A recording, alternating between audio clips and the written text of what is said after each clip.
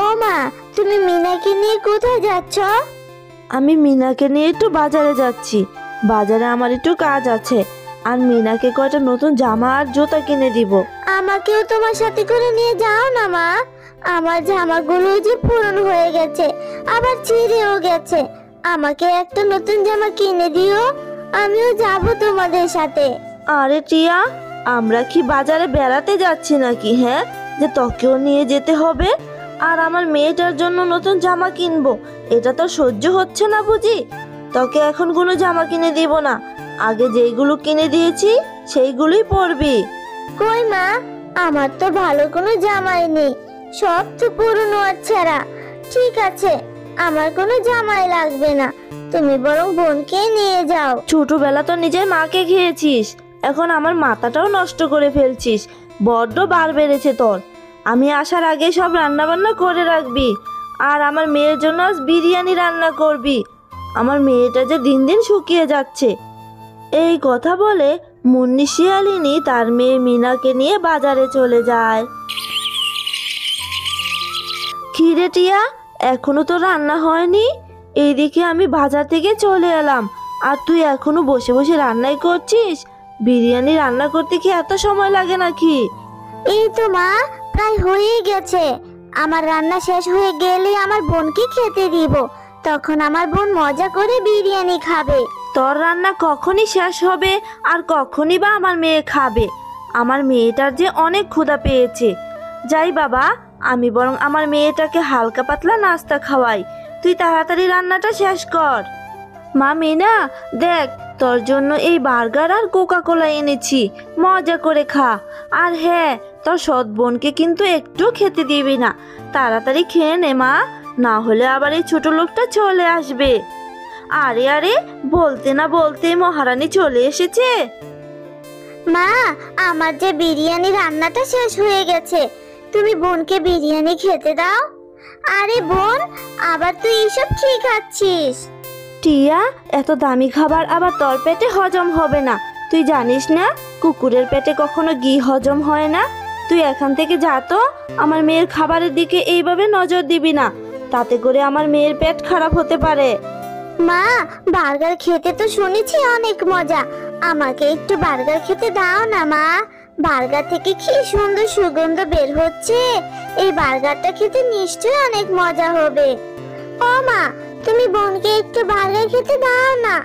আমার বার্গারটা তো অনেক বড়, এখান থেকে অর্ধেকটা বার্গার বোনকে দাও না মা।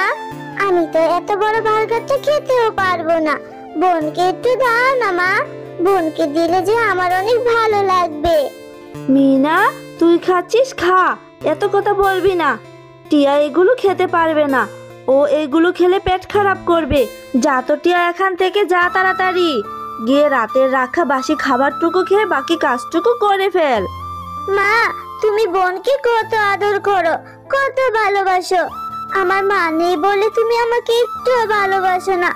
আমাকে এমন কেন করো মা? এই কথা বলে টিয়া মনটা খারাপ করে সেখান থেকে চলে যায়। আমার মা বেঁচে নেই বলে আমার সৎ মা আমার সাথে কত খারাপ ব্যবহার করে। আমি কত কাজ করি, তবু আমাকে একটু আদর করে না। আর বোনকে কত সুন্দর সুন্দর জামা কিনে দেয়, জুতা কিনে দেয়, আবার মজার মজার খাবারও খেতে দেয়। মা, ও মা, তুমি কেন আমাকে ছেড়ে চলে গেলে? আমার রোজ রোজ এইভাবে এত কথা শুনতে আর ভালো লাগে না। আমার যে মিনার মতো বার্গার খেতে মন চায় মা। আমি এই বাসি পচা ভাতগুলো আর খেতে পারি না। তুমি কেন চলে গেলে মা আমাকে ছেড়ে? আরে টিয়া, এখনো খাবার খেয়ে শেষ করিসনি? তাড়াতাড়ি খেয়ে নে। খেয়ে গিয়ে শেফার দোকান থেকে বাজার করে নিয়ে আয়, আমি টাকা আর বাজারের লিস্ট দিয়ে দিচ্ছি। এই তো মা, আমার খাওয়া শেষ, আমি এখনই শেফা মামির দোকানে যাচ্ছি।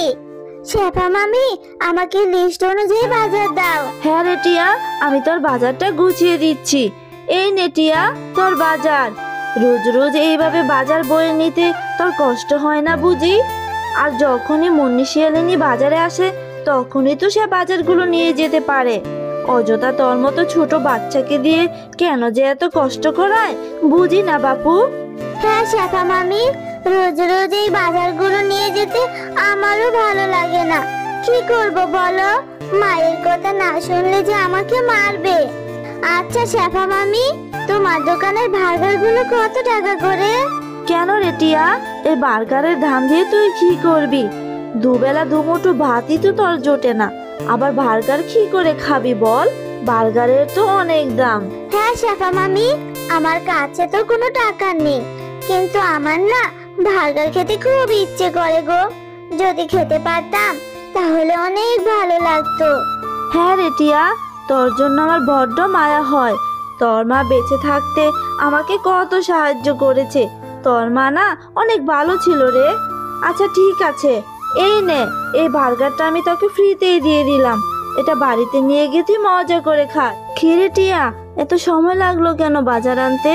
সেই কখন গিয়েছিলি বাজার আনতে, এখন আসার সময় হলো? আর এটা তুই কি এনেছিস? এই বার্গার তুই কেন এনেছিস? মা, এই বার্গারটা শেফা মামি আমাকে ফ্রিতে দিয়েছে। আমার খুব বার্গার খেতে ইচ্ছে করছিল।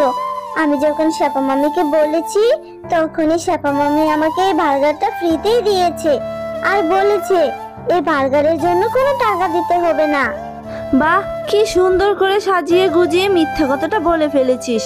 নিশ্চয়ই আমার টাকা চুরি করেছিস, না হলে তোকে এত দামি বার্গার শেফা তোকে ফ্রিতে দিয়ে দিল। আর এটা আমার বিশ্বাস করতে হবে নাকি? তুই কেন চুরি করেছিস আমার টাকা বল? না মা, আমি সত্যি কথাই বলছি, আমি কোনো মিথ্যা কথা বলছি না।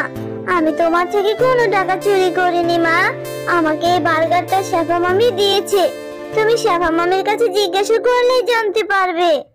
হ্যাঁ বুঝেছি বুঝেছি, খাইয়ে দাইয়ে আমি একটা চোরকে লালন পালন করছি। তোর মা যে কেন তোকে রেখে মরে গেছে, তোকে সাথে করে নিয়ে যেতে পারলো না? তুই যদি এই বার্গারটা খাস তাহলে তোকে আমি আজ বাড়ি থেকে বের করে দিব। ভালোই ভালোই বলছি, সত্যটা স্বীকার কর, না হলে তোকে আজই আমি বাড়ি থেকে বের করে দিব। বোন, তুমি কাঁদছো কেন? তুমি আর কেঁদো না। এই বার্গারটা তুমি খেয়ে ফেলো, মা দেখতেও পাবে না। না বোন, আমি এই বার্গারটা খাবো না।